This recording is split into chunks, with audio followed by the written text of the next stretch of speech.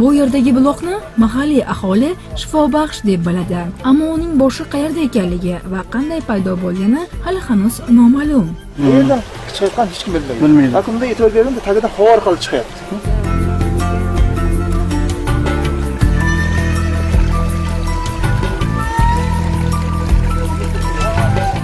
Mana shu Mavlono Muhammad Peshag'ariy bobomiz dargohiga ziyoratga kelib, albatta insonlar ma'naviy oziq oladi.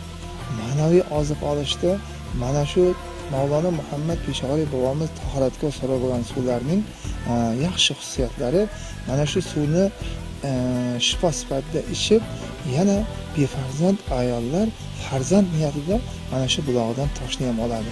Toshni olgandan keyin bir yildan keyin hokazo farzandni qo'liga olib, yana toshlarni qaytarib joyiga olib kelib qo'yadi.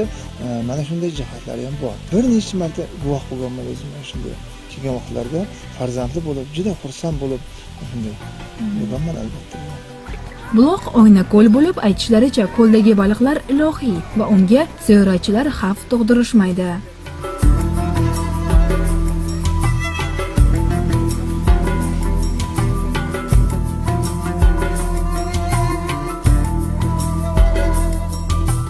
Ziyoratgoh joy, qadam joylarga kelgan vaqtlarda mana shu suvdagi baliq turlari ko'proq uchraydi.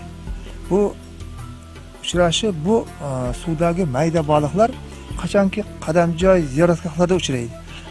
Bu baliqlar inson mana shu ziyoratga kelganda qanday niyatni ham payqab turadi. Insonning og'irligini oladi. Ana bir ota-bobomizda bir naql bor. Xoliq biladi, bo'lmasa suvdagi baliq biladi kimligimizni. Shunday ekan insonni asabini yaxshilaydigan xususiyatlari ham bor bu baliqlarda.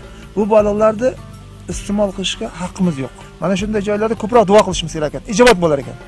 Albatta, yomg'ir bilan yer, duo bilan el degan gaplar ham bor-ku. Bu bejiz emas. Albatta, kelgan har bir insonni mana shunday ziyoratgohlarga Allohning dargohida duosi qabul. Bu o'tni o'simlikni o'sib turgani endi gullash arafasida turibdi. Buni nomi oqparra deyiladi. Oqparra. Oqparraning xususiyati insonda bel og'riq, oyoq og'riqlar albatta uchraydi.